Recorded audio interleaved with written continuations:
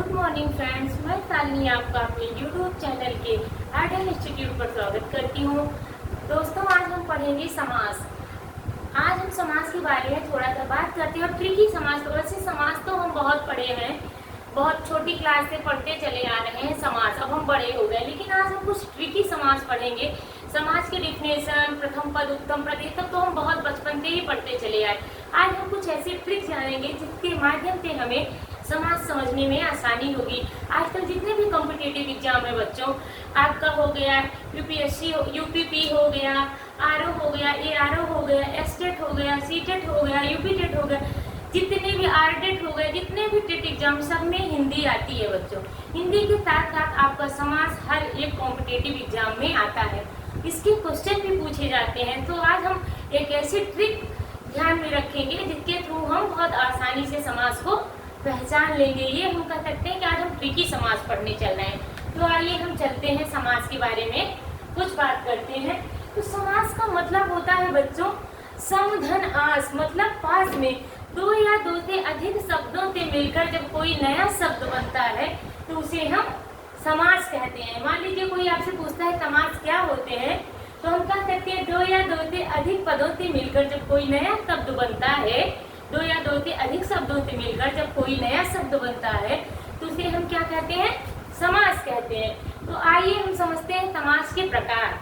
समास हमारे वैसे तो मूल रूप से समास जो है 4 प्रकार के होते थे, किंतु वर्तमान में मुख्य रूप से हमें 6 ही प्रकार के समास पढ़ाए जाते हैं। वैसे तो समास हमारे 130 प्रकार, बहुत सारे प्रकार हैं, लेकिन वो बहुत हाई लेवल पे है। अभी हमें पूर्ण रूप से 6 प्रकार के समास पे ध्यान देना है। तो सबसे पहले हम बात करते हैं अव्ययीभाव समास। नंबर दूसरा हमारा होता है तत्पुरुष समास, थर्ड कर्मधारय, फोर्थ द्विगु समास, फिफ्थ हमारा द्वंद्व समास और 6 हमारा बहुव्रीहि समास। जो हम 4 प्रकार के समास की बात करते हैं बच्चों, उसमें क्या है कि ये जो हमारा तत्पुरुष समास है इसके 2 भेद है। कर्मधारय और द्विगु समास जो है तत्पुरुष के ही भेद है।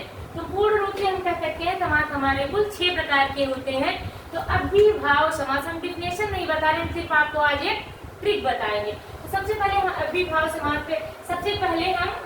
समास पे बात करने चल रहे हैं। इसमें क्या होता है बच्चों, इसका प्रथम पद जो होता है वो प्रधान होता है। यहाँ लिख सकते हैं प्रथम पद। प्रथम पद आपका क्या होता है, प्रधान होता है। यहाँ लिख सकते हैं उत्तर पद। ठीक, तो इसमें अव्ययीभाव में हमारा प्रथम पद प्रधान होता है। तत्पुरुष में हमारा क्या होता है बच्चों, द्वितीय पद प्रधान होता है। ठीक, और कर्मधारय में बच्चों क्या होता है, इसमें विशेषण विशेष होता है। विशेषण, पहला पद हमारा विशेषण होता है और दूसरा हमारा क्या होता है, विशेष होता है। विशेषण विशेष या उपमान उपमेय भी होता है। द्विगु समास में बच्चों प्रश्नवाची वाक्य होते, प्रश्नवाचक होता है, प्रश्नवाची संख्यावाची होता है। जैसे पहला जो शब्द हमारा होता है, सॉरी, संख्यावाची होता है, संख्यावाची होता है। ये इसकी पहचान है कि द्विगु समास हमारा क्या होता है, संख्यावाची होता है। द्वंद्व में बच्चों दोनों पद प्रधान होते हैं। द्वंद्व समास में दोनों पद प्रधान होते हैं। इसमें जो पहला और आखिरी पद आएगा दोनों आपका प्रधान रहेगा। बहुव्रीहि में बच्चों क्या होता है, एक भी पद हमारा प्रधान नहीं होता है क्योंकि इसमें कोई अन्य पद प्रधान होते हैं, अर्थात कह सकते हैं तीसरा पद प्रधान होता है। तो हम आज प्रथम पद प्रधान की बात तो हम कर चुके हैं कि किसमें कौन सा पद प्रधान होता है। अब हम इसके लिए एक छोटी सी ट्रिक अपनाते हैं, उस ट्रिक पे हम बात करते हैं। तो सबसे पहले हम लेते हैं अव्ययीभाव समास को समझने की ट्रिक।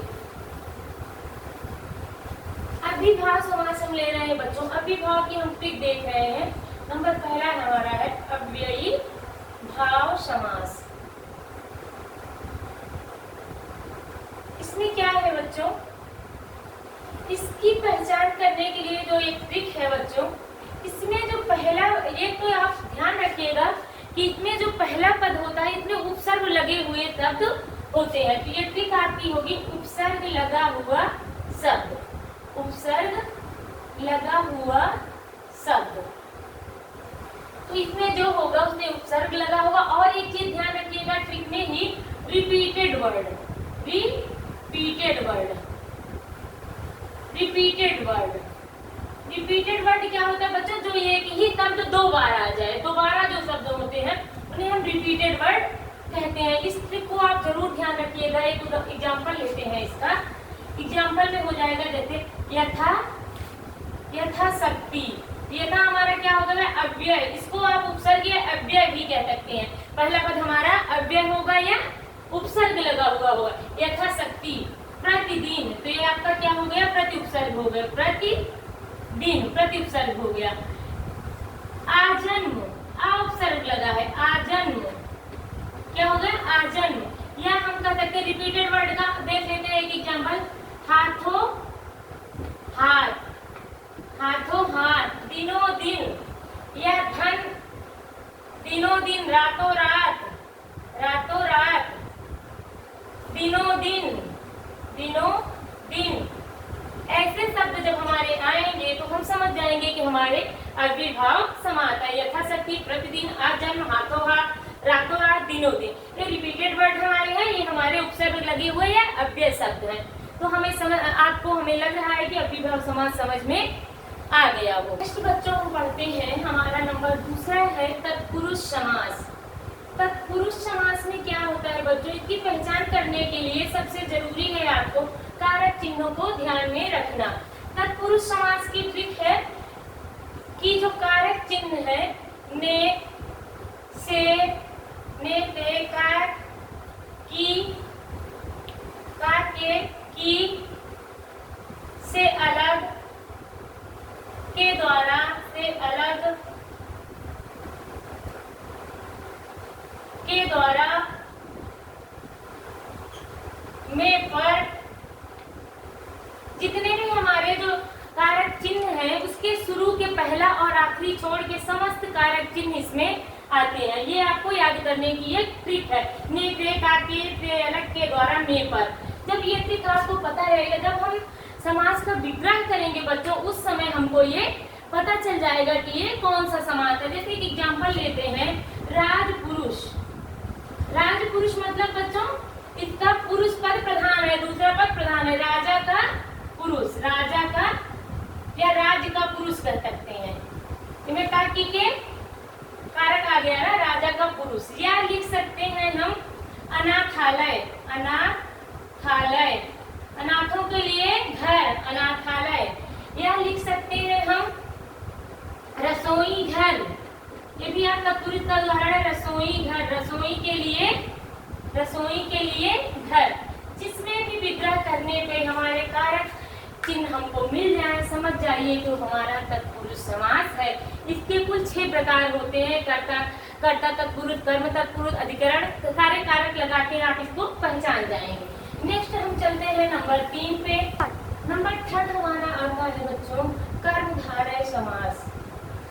कर्मधारय समास, कर्मधारय समास। इसकी ट्रिक क्या होती है बच्चों, ये ध्यान में रखिए। इसकी ट्रिक है, इसमें आप तो जान ही रहे हैं, विशेषण विशेष की बात की जाएगी। पहले शब्द का लास्ट वाला शब्द पहले शब्द की विशेषता बताता है। इसमें ट्रिक है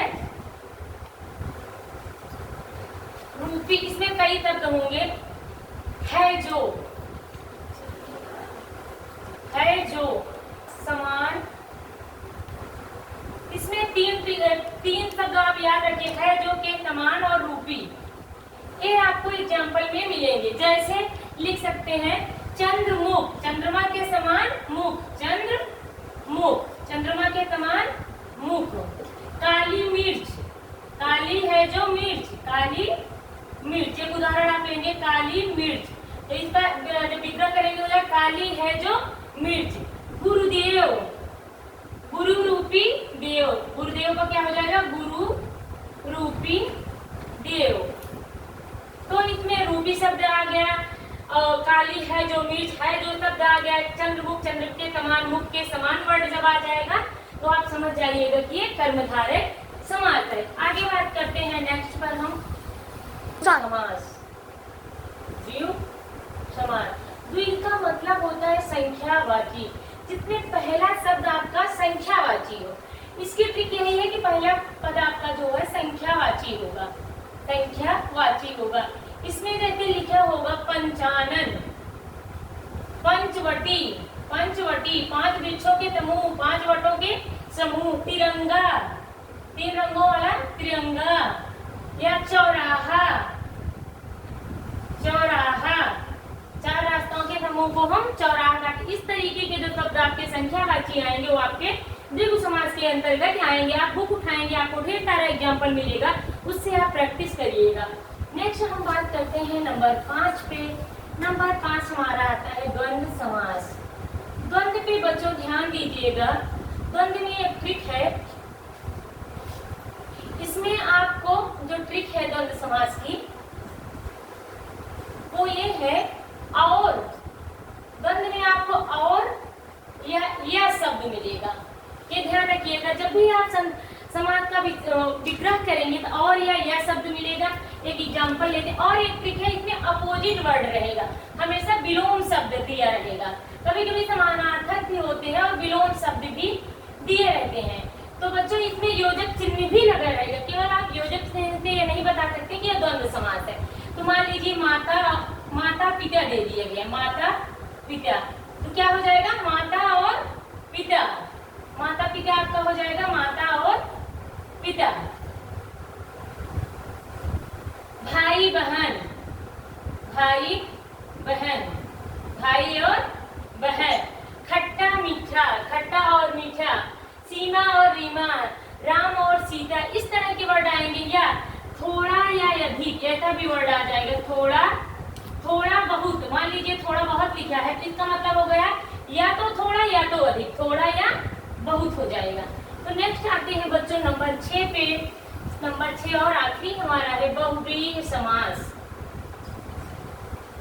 बहुव्रीहि, व्रीहि मतलब होता है बच्चों धान। बहुव्रीहि समास। इसकी ट्रिक है बच्चों, ये ध्यान रखिएगा इसकी ट्रिक।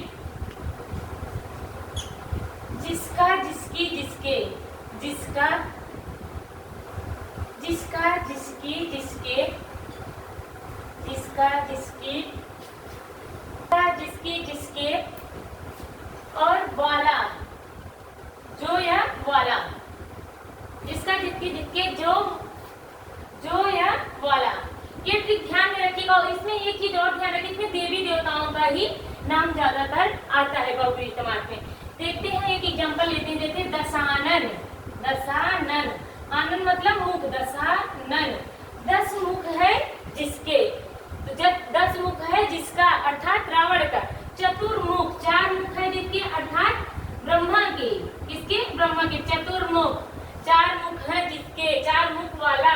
या लिख देंगे पीतांबर, पीला है जो अंबर, अर्थात कृष्ण भगवान का अंबर पीला है। नीलांबर, नीला है जो अंबर अर्थात आसमान। तो जिसका, जिसकी, जिसके, जिस वाक्य में, जिस शब्द में मुझे मिल जाए वहाँ पे बहुव्रीहि समास होगा। जैसे गजानन, लंबोदर, इसमें भगवान का नाम है। प्रधानमंत्री, प्रधान है दो मंत्री अर्थात प्रधानमंत्री। इसमें कभी कभी बच्चों एक समास में दो समास छिपा रहता है, लेकिन इसका हमें ध्यान रखना चाहिए। तो उम्मीद है कि आपको बहुव्रीहि समास समझ में आया होगा। धन्यवाद।